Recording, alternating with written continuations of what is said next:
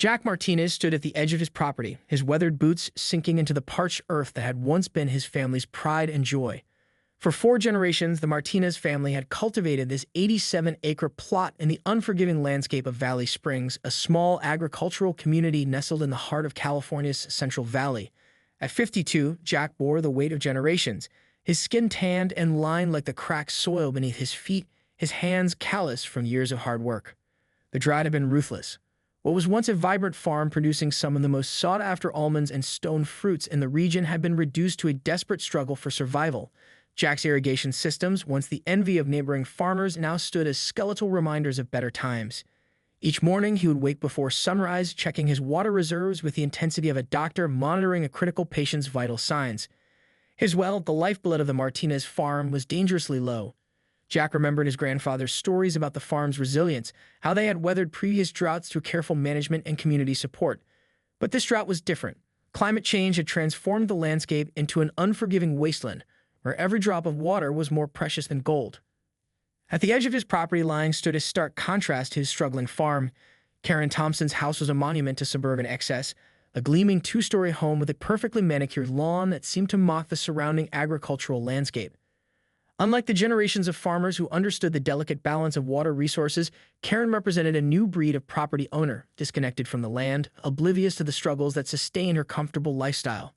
Jack's daughter Maria, a hydrogeologist working in San Francisco, had been helping him analyze the water situation.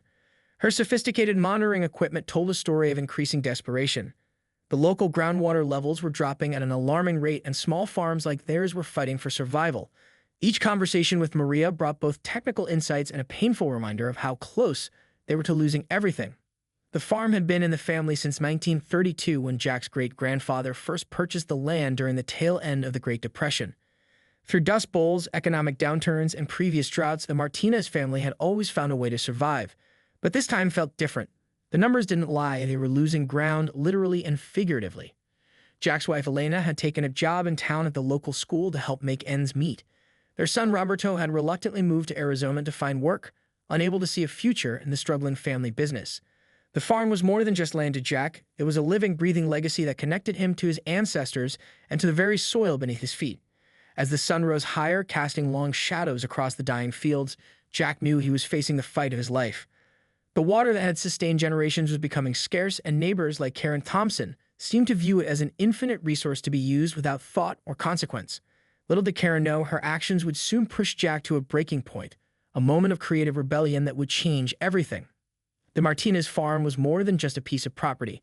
It was a testament to resilience, a living history book written in soil, sweat, and the occasional miracle of survival. The first concrete evidence came on a blistering Tuesday morning in late July. Jack had installed a small surveillance camera near his well after noticing mysterious drops in his water levels. The footage was damning. Karen Thompson, dressed in pristine white workout clothes and designer sunglasses, was systematically siphoning water from his property line using an elaborate network of garden hoses. What made the situation more infuriating was the context. Jack had watched his almond trees, each one carefully cultivated and decades old, begin to wither. The local water authority had implemented strict rationing, with farmers allowed minimal water allocations. Every agricultural producer in the valley was making impossible choices, which crops to save, which to let die. Some farmers had already abandoned their lands, selling to developers or simply walking away after generations of hard work. Jack counted the water usage carefully. In the past month alone, Karen had stolen approximately 12,000 gallons of water, enough to sustain his most critical crop sections for weeks. The hoses were strategically hidden, running through a small patch of overgrown bushes that separated their properties. She had clearly planned this meticulously, using multiple connection points to avoid detection.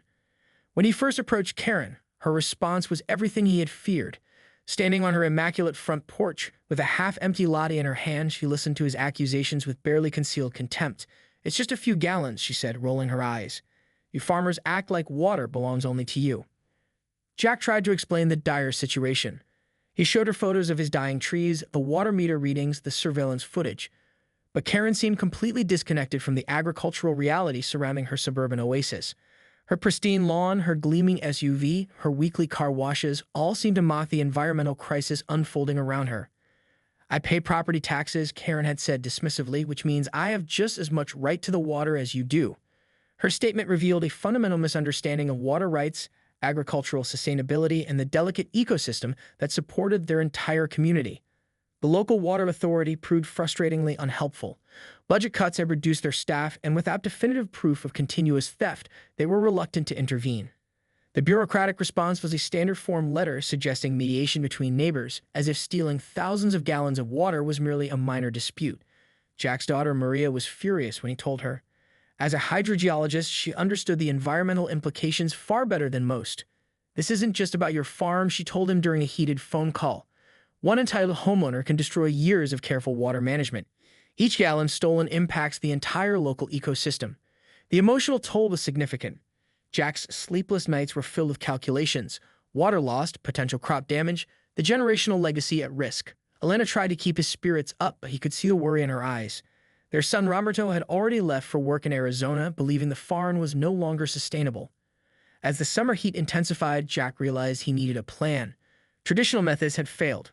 The water authority was ineffective, Karen was unrepentant, and his farm was dying 1 gallon at a time. You would need to fight back, not with anger, but with creativity and precision. Little did Karen know, Jack Martinez was about to teach her a lesson she would never forget. Jack's initial attempts to reason with Karen went nowhere. The local water authority seemed uninterested, and without concrete proof, he felt powerless. His crops were dying, and the cost of trucking and water was eating through his already slim margins. Nights were spent calculating water loss, measuring every precious gallon. His frustration grew with each withered plant and each gleaming car wash he witnessed from his struggling farm. Mike Rodriguez's graphic design studio became the secret headquarters of Jack's elaborate scheme. Located in a small industrial complex on the outskirts of Valley Springs, the studio was a treasure trove of professional design equipment and creative potential. Mike, a longtime friend who had once saved Jack's farm during a previous financial crisis, was the perfect accomplice. "This needs to look absolutely legitimate," Jack explained, spreading out water usage calculations and utility bill templates across Mike's large drafting table. His friend listened intently, a mischievous glint developing in his eyes. They worked late into the night, with Mike's professional design skills transforming Jack's idea into a work of bureaucratic art. The invoice they created was a masterpiece of legal-looking documentation. Mike used high-quality paper stock typically reserved for government documents, complete with a watermark that would be nearly impossible to distinguish from official paperwork. They researched actual water utility formats, mimicking everything from font choices to official-looking watermarks and formatting. Jack's calculations were precise. They itemized Karen's water theft down to the gallon, applying a premium drop rate that reflected the true cost of water during the current environmental crisis. Each line item was carefully worded to sound official: unauthorized water extraction surcharge, emergency resource allocation fee, ecological impact mitigation charge. The dollar amount of $5,000 was strategic.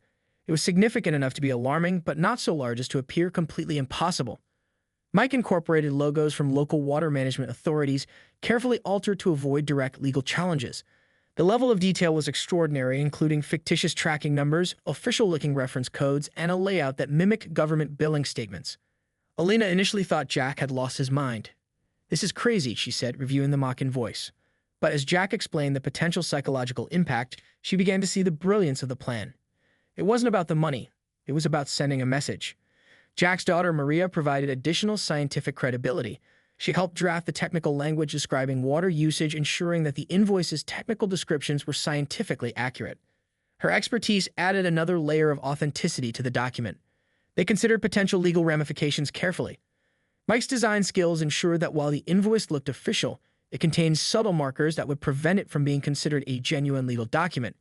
It was a carefully crafted piece of performance art, a social statement disguised as an official bill. The timing would be crucial. Jack planned to deliver the invoice personally, capturing the moment of Karen's reaction. He rehearsed his approach, practicing a calm, matter-of-fact demeanor that would maximize the psychological impact. "This isn't just about my farm," Jack told Mike during one late-night planning session. "It's about making people understand the real value of water. Every drop matters, especially now." His voice carried a mixture of determination and hope, the same spirit that had kept his family's farm alive through generations of challenges. As the final details came together, Jack felt a sense of purpose he hadn't experienced in months. This was more than a confrontation. It was a statement about community, environmental responsibility, and the importance of respecting shared resources. The invoice was ready. All that remained was delivery and the potentially explosive reaction that would follow. The summer heat was merciless on the day Jack decided to deliver the invoice. Valley Springs was experiencing its most intense heat wave in decades, with temperatures climbing well above 110 degrees. The landscape looked like a sepia-toned photograph, brown, brittle, and unforgiving. Jack waited until precisely 4:37 p.m., the time he knew Karen would be returning from her afternoon workout. He dressed carefully clean jeans, a pressed button-down shirt, and his best pair of work boots. Appearance mattered, especially in moments like these. The meticulously crafted invoice was tucked into a crisp manila envelope, sealed with a professional-looking label. When Karen pulled her gleaming white SUV into the driveway, Jack was standing exactly at the property line. Her initial expression was one of mild annoyance, the look of someone who considered farmers little more than background noise to her suburban existence. But that would change quickly. "Good afternoon, Miss Thompson," Jack called out, his voice calm and professional. "I have something that requires your immediate attention."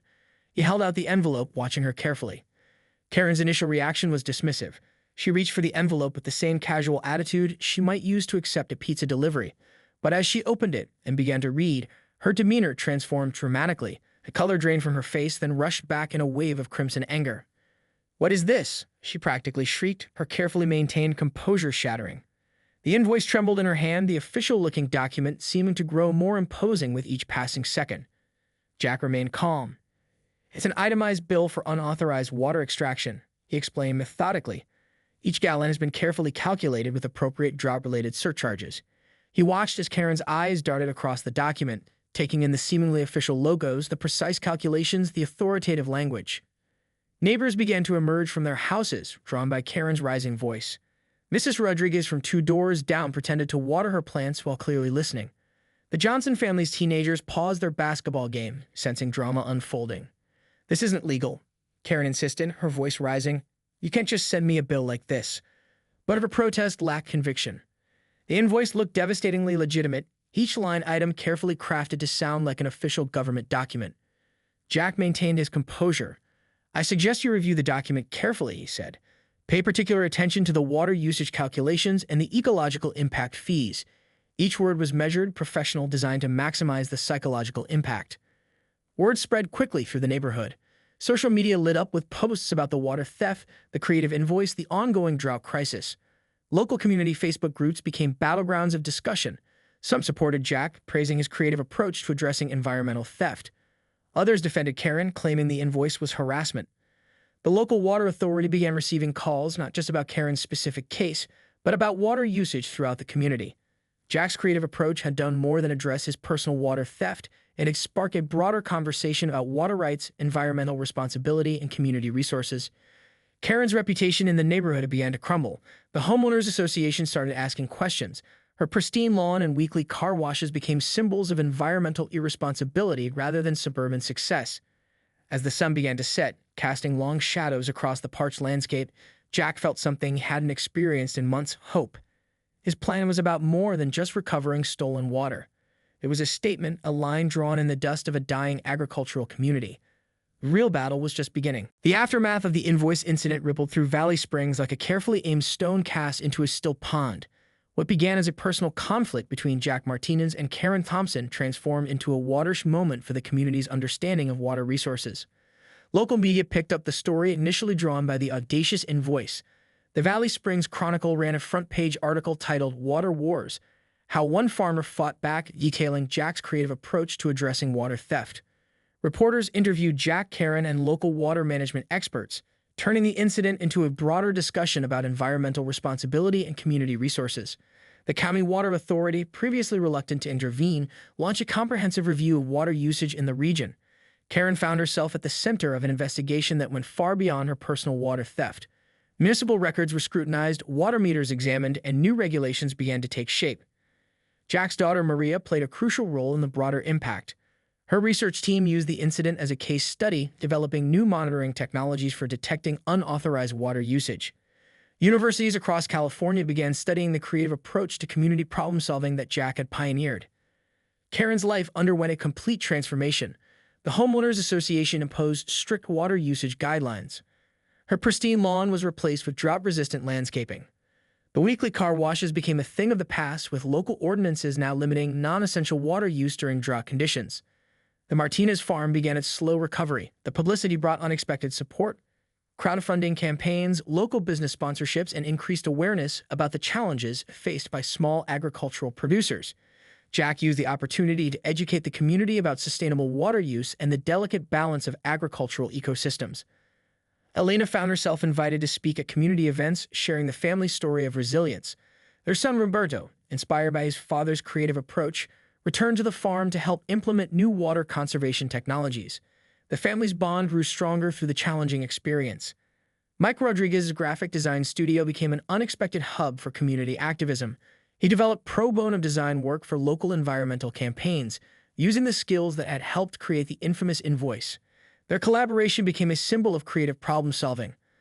The local court system took notice. While the invoice wasn't legally binding, it sparked discussions about new approaches to addressing resource theft. Legal experts began exploring innovative ways to protect community resources, inspired by Jack's unconventional method. 1 year after the incident, Valley Springs looked different.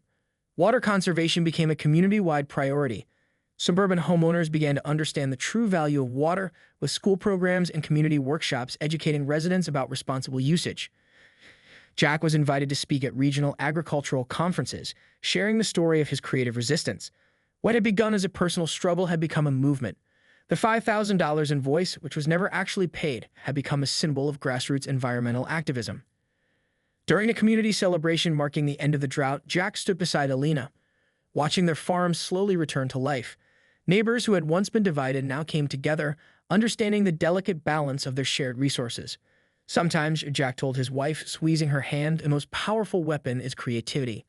Elena smiled, knowing that their family's legacy was about more than just surviving, it was about making a difference.